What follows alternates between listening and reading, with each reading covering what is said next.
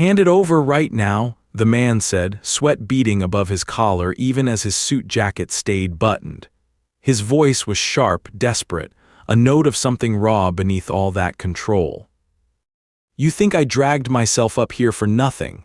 My hands gripped the folder tighter, knuckles pale. The ledgers on the table shook as I slammed the key beside them. "You've lied for years, this ends tonight." Across the room, another man's chair scraped, boots echoing against cracked tiles. "You have no idea what you're playing with," he hissed. "Try me," I challenged, voice steadier than I felt. He stared me down. The air hummed between us, every word layered with threat and atonement. "If you walk away now," he warned, "you won't have to watch it all burn." My answer came out low. "Burn it then, I've got nothing left to lose." His mask cracked, eyes darting between the file and the heavy doors. He stepped forward, but froze as the witnesses in the corner rose together, their silence an accusation. This was the moment it all broke open, but 3 months earlier none of us could have guessed we'd end up here. A single rattle from a battered sedan engine signaled I'd pushed the car too far, one last time. Steam crept from beneath the faded hood as I eased the vehicle onto the gravel between two collapsed fence posts. The sun beat down over the abandoned Gold Country lane, hot enough to warp the valley air and make the Sierra Nevada ridgelines dance at the edge of vision. My life condensed, 4 trash bags in the backseat and a manila envelope marked final notice. 30 days until the county sent strangers to strip the house to its bones, just like my family had done to me. I still remembered the last argument, sharp as glass. Words thrown about my so-called obsession with ghosts, my conspiracy about why Granddad's restaurant failed, and the thick envelope I'd sent the DA that came back unopened. Now 52 cents sat in my wallet. My only inheritance was what others called a joke, a rotting wooden chest, half buried by the porch of our old miner's farmhouse on Mercantile Gulch Road. The rest went to men in pressed shirts and cousins who refused my calls. The gravel bit into my knee as I crouched by the porch, feeling stupid, feeling watched. I dug around the warped boards, prying loose a strip, heart beating harder with each creak. My fingers brushed cold metal, a key, flattened like it had been meant for a safe or lockbox far sturdier than anything in the house. Tied to the key was a folded slip, its ink faded but sharp. "Not all debts are forgotten, ask where the stones lean, H.W." I froze, the old man's initials sure as his scowl. If you've ever been backed into a corner, laughed at for chasing the truth no one else will touch, you'll understand what it means to look at that key and know you're not done fighting yet. Around me, the brittle summer grass, the long shadow of the disused water tower, the hush that always followed my family's anger. I pocketed the key, left the chest untouched, and slid behind the wheel. The real hunt would have to begin where the stones leaned, whatever that meant. The first place the memory took me was down the cracked county road, past shacks with roofs flaking away like old paint, deeper into Gold Country echoing with emptiness. My destination, the family cemetery fenced in with iron where stones jutted crooked from dry earth. I parked beside the gate, boots crunching on gravel, and took in the place. Flashbacks darted in and out as I walked, my grandfather's gnarled hand pulling weeds, laughter through a half-open screen door, my father's voice. "Don't let him fill your head with old fool hopes, Glenn."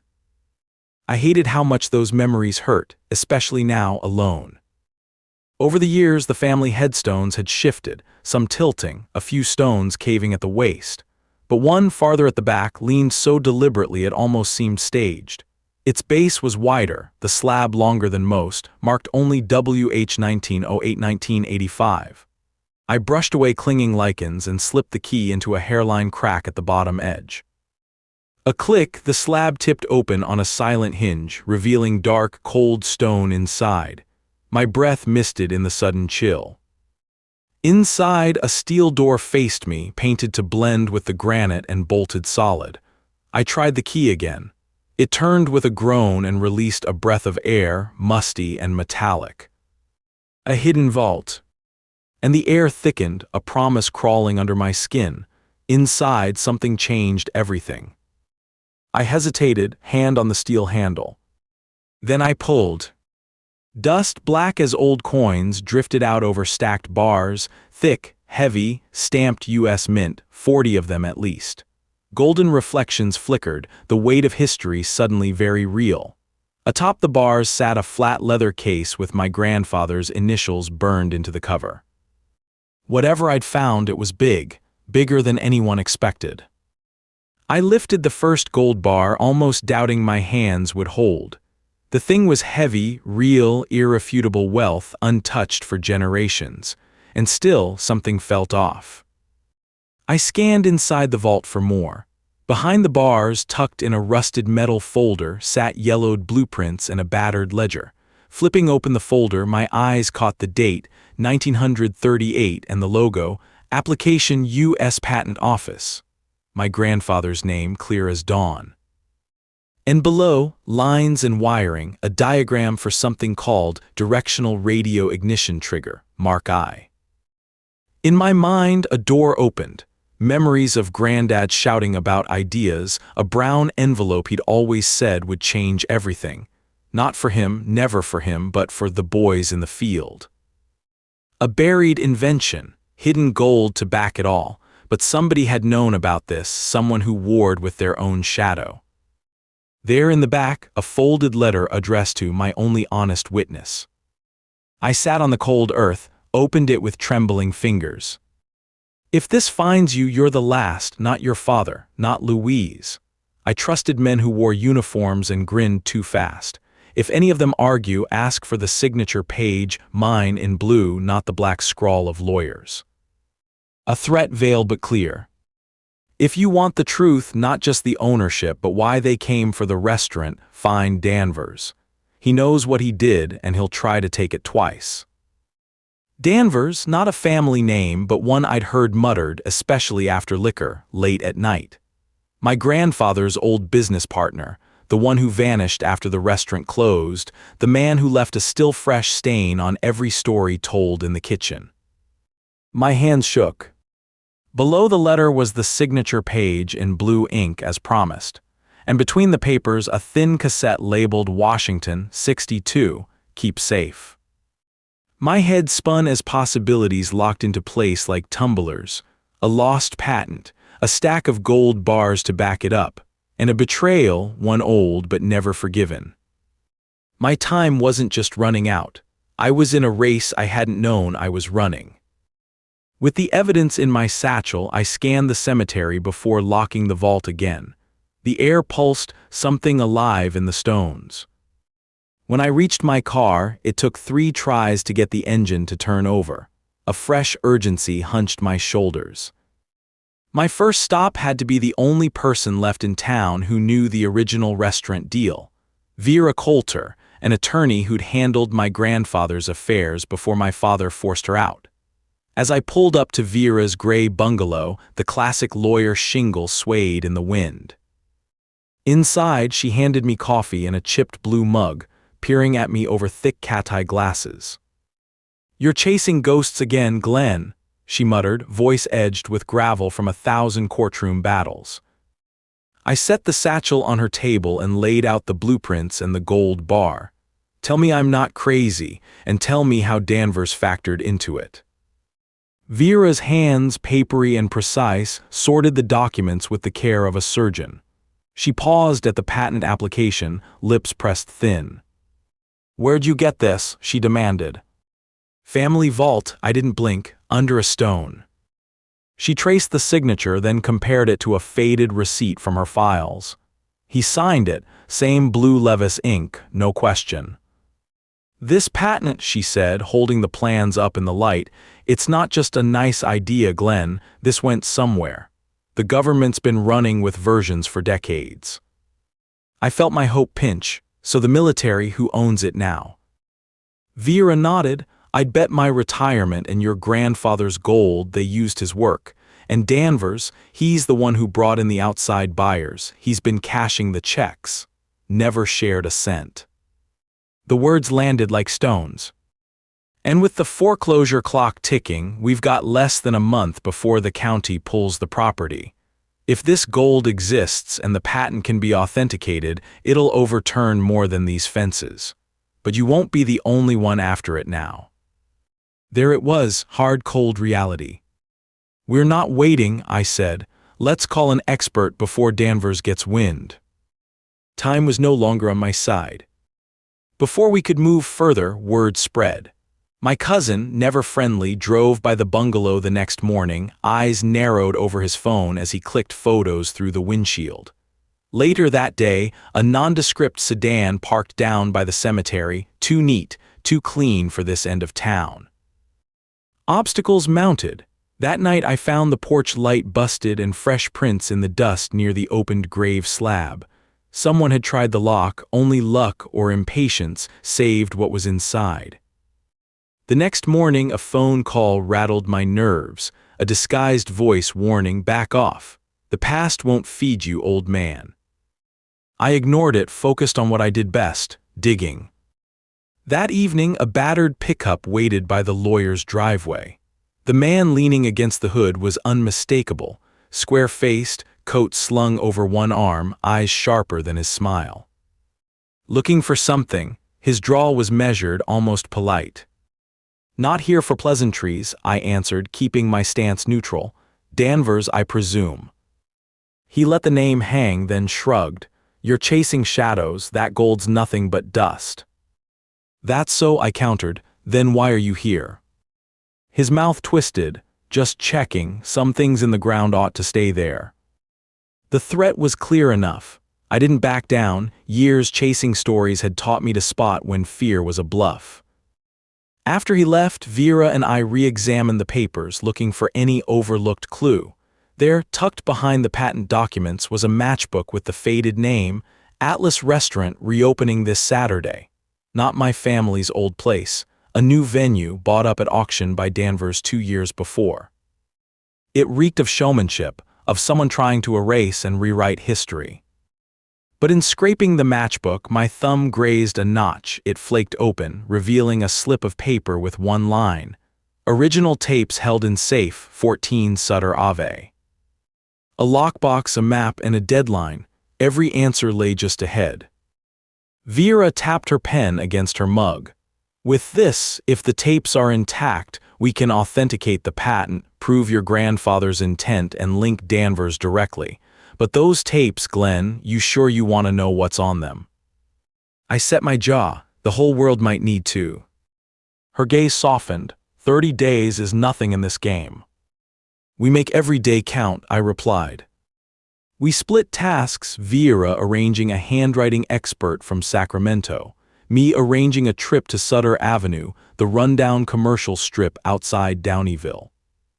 I spent that night reviewing the notes, making 2 copies. Paranoia, maybe, but I'd seen stories die for want of one missing page. As the sun cracked over the ridges, I headed to Sutter, adrenaline spiking with every mile. The safe was tucked behind a laundry office, masked by boxes labeled as cleaning supplies. It took 3 tries and the tension of a racing clock to crack the combination, thanks mostly to my grandfather's cryptic birthdays and lucky numbers scribbled on the back of the matchbook. Inside, sure enough, were 2 tapes, brittle with age. And alongside them, a sealed contract, Danvers's signature on every page but the last. As I gathered the tapes and the contract, footsteps echoed behind me. Danvers's boots, always too loud, never subtle. "Thought you might beat me here," he drawled, smile flickering at the corner of his lips. "We're finished playing," I snapped. He eyed the tapes, weighing consequences. "You don't know what you've got. Once you put those out, there's no going back for any of us." "No going back," I agreed, "and I'm tired of running." Danvers's face twisted. He took a step closer, but I held firm, the recorder in my pocket word, capturing every word. "If you keep this up," he hissed, "the county seizes everything. Nobody wins." From the hallway beyond, Vera's voice cut through, "Already called the experts. The will stands, Danvers. Admit what you did and walk away." Danvers spat. That old fool signed when he wasn't even lucid. The government never paid, so why should I? Vera's response was ice cold. Because you stole from a dead man and tried to ruin his family's name. Danvers lunged for the tapes, but I was faster, stepping back. My voice was steely, almost foreign to my own ears. "You're out of moves." He glared, then shoved past and vanished into the alleyway. Within an hour, we gathered at the county records building, meeting a federal official and the handwriting expert. Checks confirmed the signatures. The patent's original intent, terms, and ownership were now public record. I stood at the courthouse steps, shaking pages in hand, when a government car rolled up. The official, tall and unsmiling, looked me up and down. "Mr. Wilson," he intoned, "the Historical Society and federal government have jurisdiction here. As for you, Mr. Danvers, you forfeit any right to the property, effective immediately." Shock flickered across Danvers's face. "You can't do this." The officer nodded. "You're lucky we're not pressing charges." I wasn't sure if I felt triumphant or just numb. The judge, silver-haired and blunt, turned to me. "What will you do now, Mr. Wilson?" I looked at the papers, the battered tape, the pile of gold bars now secured by the state. "The gold's not for me, is it?" I said quietly. "But the restaurant, they never took that. I'll fix the place. Give folks in town a reason to gather again." "Best answer I've heard all week," the judge said, voice almost kind. And so, by week's end, with the help of a government grant and support from the Historical Society, Atlas Restaurant was reborn, not as a private business, but as a community hub. I hired cooks and dishwashers, let go when Danvers rebranded history out of their lives. In the months that followed, townspeople once cold now stopped in to see the old place come back to life. The ghosts never fully left, and neither did the stories. I was no longer the outcast at the end of the road, but the man who dragged the past, kicking and screaming, into the light. If anyone asked, I'd tell them, our debts do linger, but so do our chances to set things right. Justice isn't always a gavel or a prison cell. Sometimes it's building a table, opening the doors, and letting the truth have a chair. If you've ever wondered whether a single stubborn voice can rewrite the ending, listen close. These mountains keep their secrets, but not forever. And as the sun set over the new Atlas, laughter drifted through old windows once more, reminding everyone that what's claimed lost is sometimes just waiting, deep in the stones, for someone stubborn enough to listen.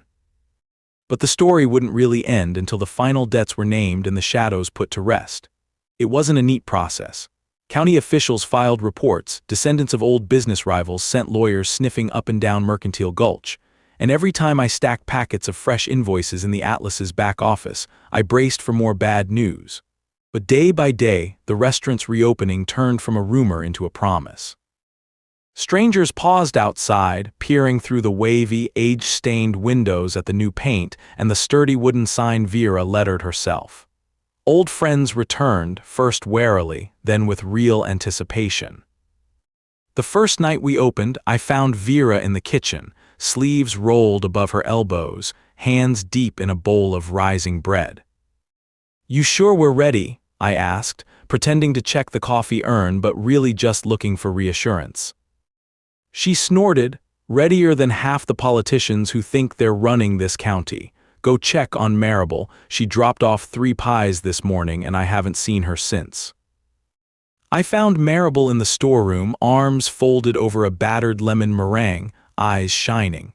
"You put the old photograph up," she said, meaning the portrait of my grandfather, stern and hopeful, flanked by men and women in starched aprons. "He earned it," I said softly. "And so have you," she replied, eyes soft. "We all have debts, Glenn. Don't forget to let yourself off the hook now and then." I tried, I really did. The line formed before sunset, minors, great-grandchildren in patched jeans, newcomers with city voices, a pair of local deputies with mud still drying on their boots. I shook hands, poured coffee, and let Vera do most of the talking. Every time someone asked for the story, the real story, I hesitated. "Is it true?" whispered Mrs. Kim from the flower shop, her voice a blend of curiosity and wariness. "You found gold in the cemetery." "Not just gold," I replied. I didn't give her the whole tale, it was too much for a single evening or perhaps any evening. It was what the gold represented, a promise broken and a chance to fix it. She nodded, lips pursed. "Old debts." "Yeah," I said, "but some debts, if you handle them right, become blessings."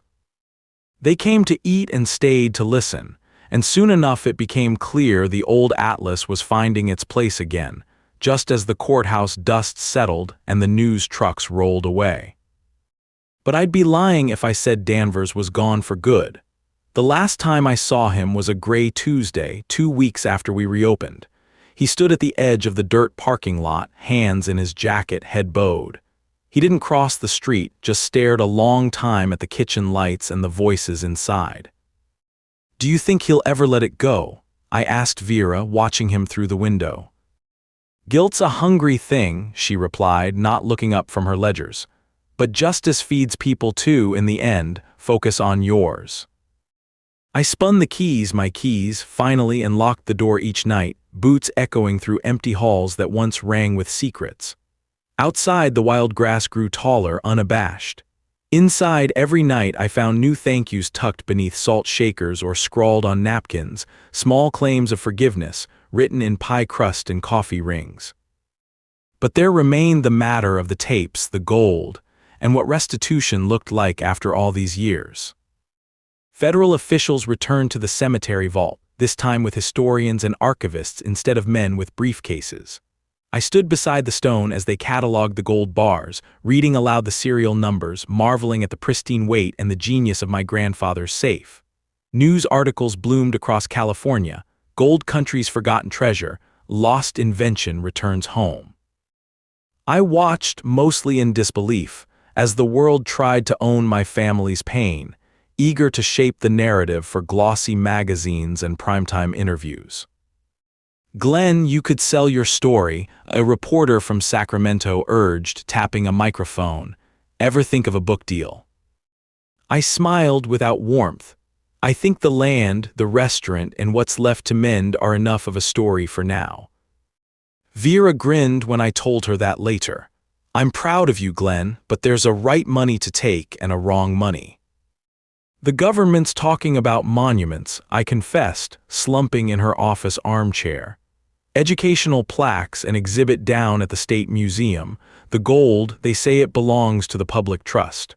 Some distant kin want pieces, but it's not just ours, is it?" She tucked a curl behind her ear.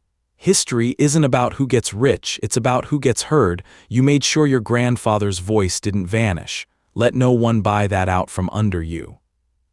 I pondered that as the days drifted into fall, air brisk, sky cloudless. Sometimes I'd hike up past the family plot, wind sharp in my face, and stand by the leaning stone, restored now, brass plaque set into its base. Harlan W. Wilson. Inventor, patron, witness. This stone leans so hope will not. Dedicated by a grateful town. Each time I'd set a small river stone on top, a signal my grandfather always said meant I was here and I remember.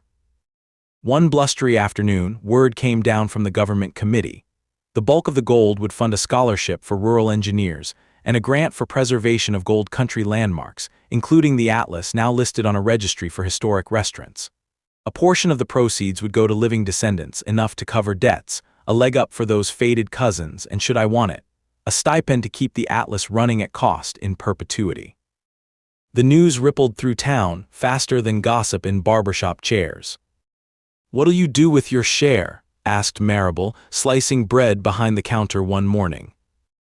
I shrugged, thought I'd put a new roof on the community center. Maybe a bus stop out past Dry Creek. It's a long haul for kids in winter. She frowned. "You could do more for yourself, you know." I traced a finger along the countertop. For 30 years, I tried living for myself and lost everything but my name. Maybe now's the time to try something else. She smiled, setting a mug of coffee beside me with a practiced flourish. "For what it's worth, your grandfather would have agreed. Not every night was peaceful. Some evenings, as dusk pooled at the edges of the window panes, I'd hear a voice on the wind telling me what I'd missed, what debts lingered still.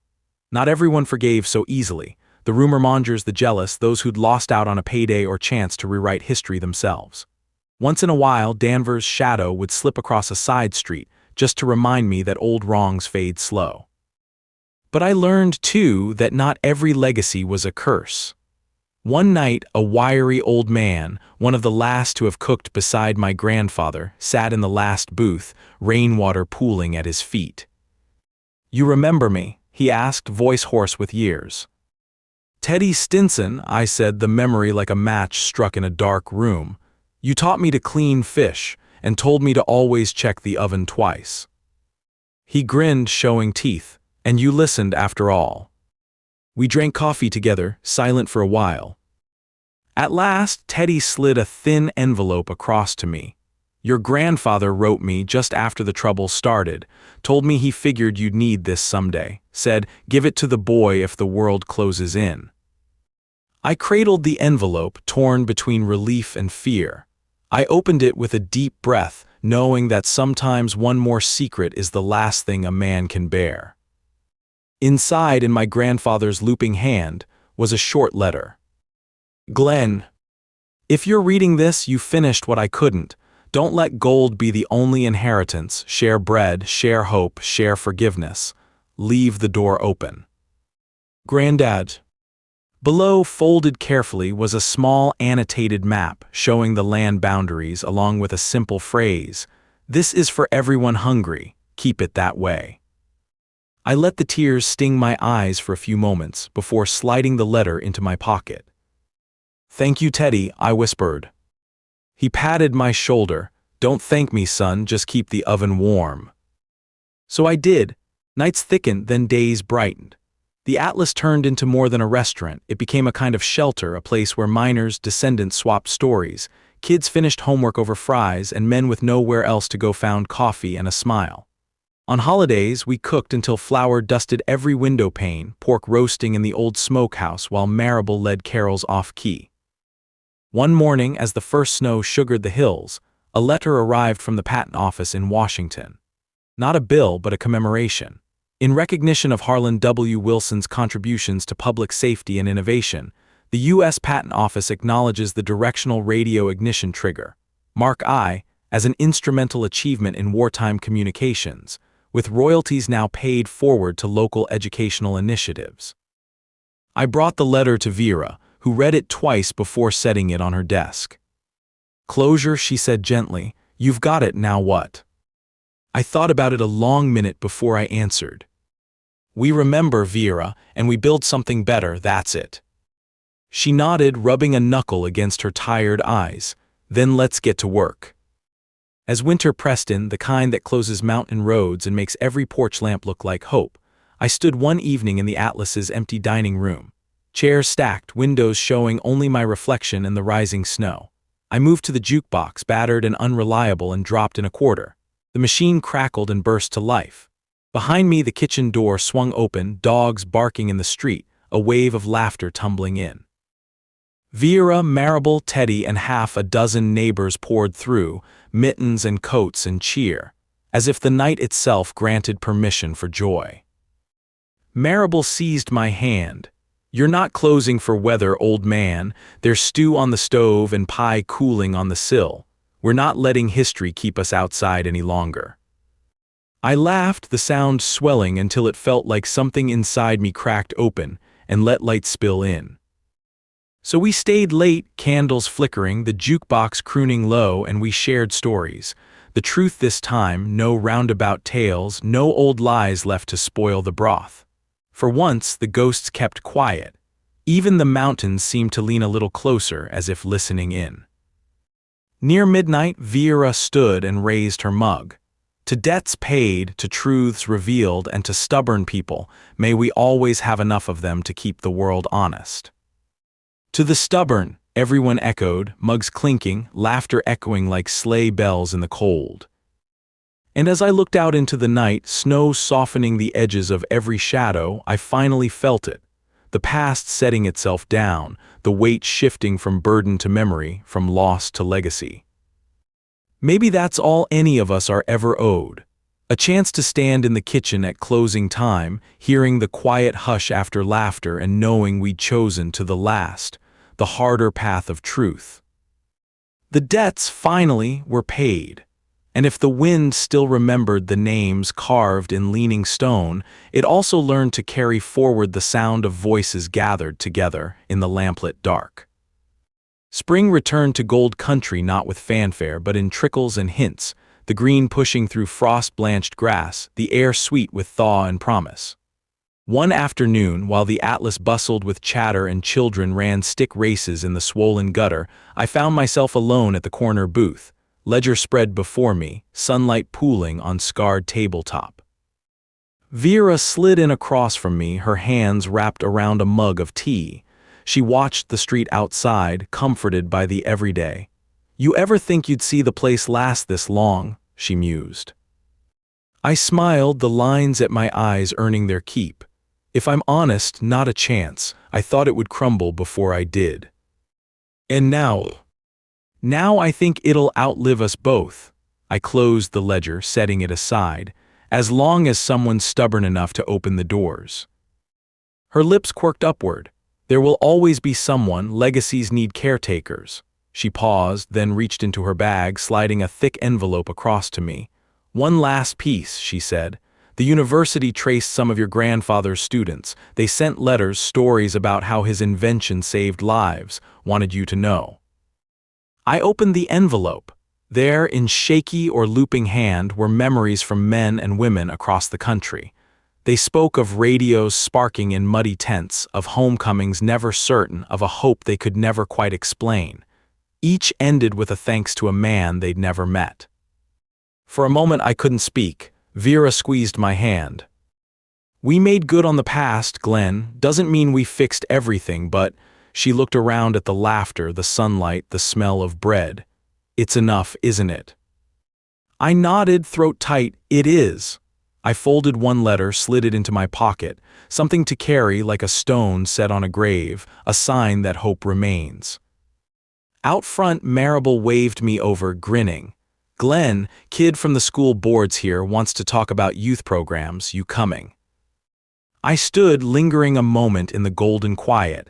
I looked back at Vera, voice steady. "Let's go, time to build something for the next ones." She smiled, rising and following me into the light and noise, the world shifting forward, debt by debt paid and promise by honest promise kept.